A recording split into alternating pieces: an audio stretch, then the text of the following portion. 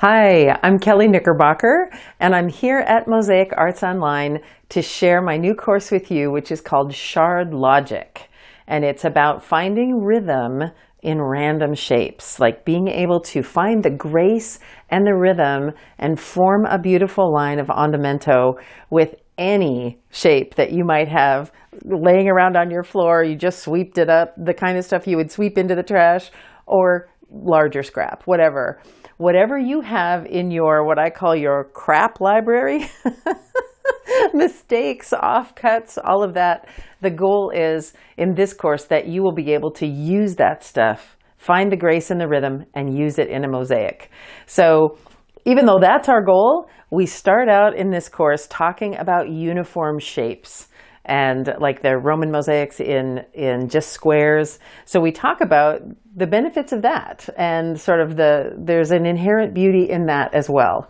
And then we work our way up to some variations of uniform shapes. And I brought a little demo to show during the course about how you can move from very ordinary uniform shapes and start introducing some variations, some tipping, some texture, some different sizes, until you end up with this beautiful, undulating, exciting, interesting, vibrant andamento of lots of action, so much activity in that end product.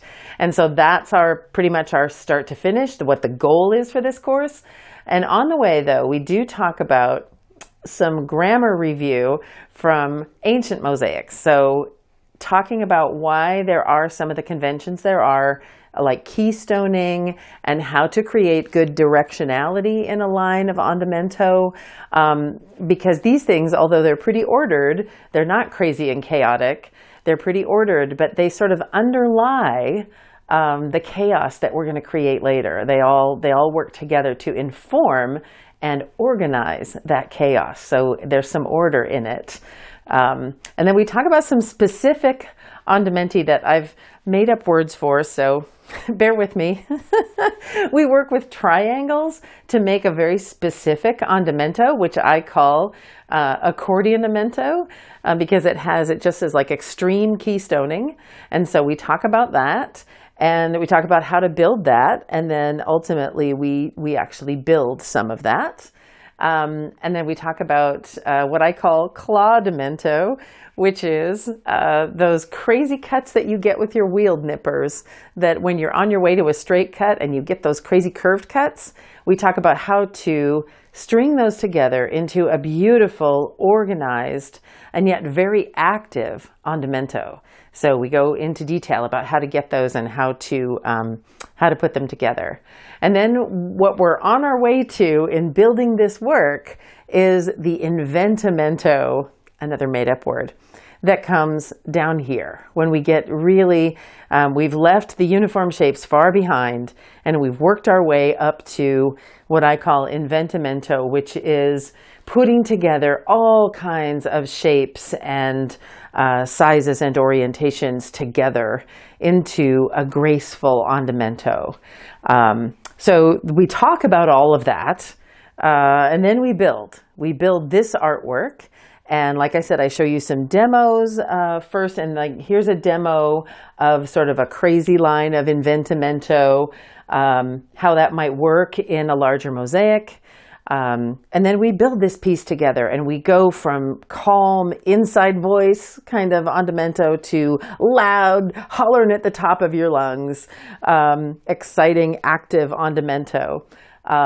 And then we build actually a line of the accordionamento, and we build a line of the clawdamento. So there's a whole lot going on here.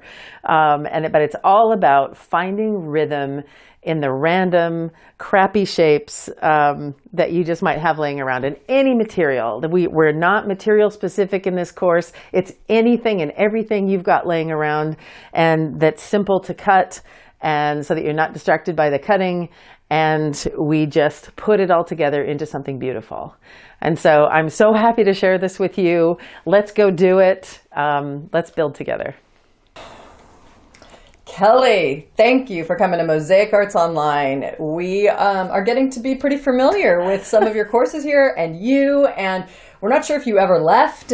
Maybe you've just been here the whole time, and here we are again. So Indeed. You are just blowing some amazing stuff out of your studio and bringing them to Mosaic Arts Online to teach these people. Yeah, I'm excited, particularly about this one, because we all have it. We all have what I call a crap library. It's a nice word. Of just scraps of, offcuts and wrong cuts and leftovers and all of that. And we don't know what to do with them. No, we don't. And this idea came to me to do this course, both because I work with a lot of different materials and different, cutting and shaping and all that. But also my studio mate works a lot in Smalty. Yes. And he cuts up this Smalty, and I swear he has more offcuts and garbage cuts than his actual special cuts he's looking for. So we have these mounds of scrap. And so we both feel a little guilty about it, like we have all this stuff, it should be used. And so one day I just set that challenge to myself and I said, I'm going to build something. I want to build something with this. And so these pieces are ones that I built yes. With that stuff. And it made me realize, like everything we do teaches us something. Absolutely. And it made me realize, wow, there is beauty and correlation and grace and rhythm to be found in anything, because these were everything from just like tiny little slivers to the right angles, the corners of the Smalty, it's a blah, blah, stuff you would throw in the garbage. But and I was oh my gosh, you think we make our tables look so intentional, as though we did sweep the floor and dump it on the table. There it is. I mean, come on, these were not placed each one properly, as you might have thought. We spent hours doing. But that is the genius of this course. But the other thing, if you are someone that works in stained glass and you are so frustrated with all those curved cuts, oh yeah, you've come to the right place. Oh yeah, we're going to make the most beautiful andamento out of those, what I call claws. Those little claw demento have a whole new life. Yeah. So the object is to be able to find that grace and rhythm in any shapes that you have. And it doesn't mean you can't cut more, and trim to match those ones that you have. Stuff. Yeah, absolutely. But just not to be overwhelmed by, oh my God, this is just garbage, but it's expensive and it's whatever, you can use it. And sometimes it's fun to be able to just grab that stuff because it's reminders of all these other pieces you've made, 100%.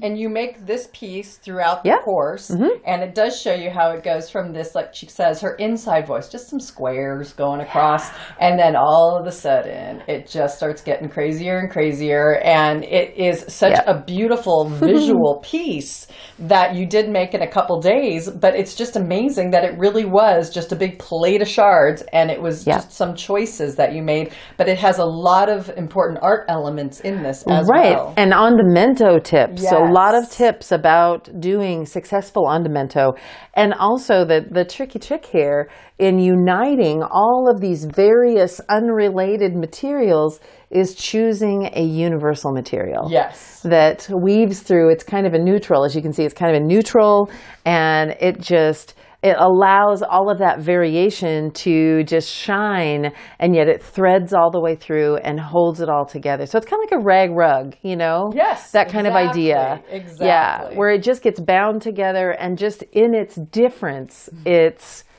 beauty. The combining all the difference is so beautiful. Yes, and if you thought fundamento is where Kelley was only going to stop with her mento words, you are in for quite the surprise. And all of these words are invented by Kelley. They are not an Italian word by any means. Trademark. But they definitely have intention, they have a meaning, and they can take you places with your art. So I can't thank you enough for bringing so much fun, so much achievability, gratifying, really a lot to learn, but anyone could do it type of course. And we do have a lot of fun. It'll be a lot of fun. It is. With you, it's always fun.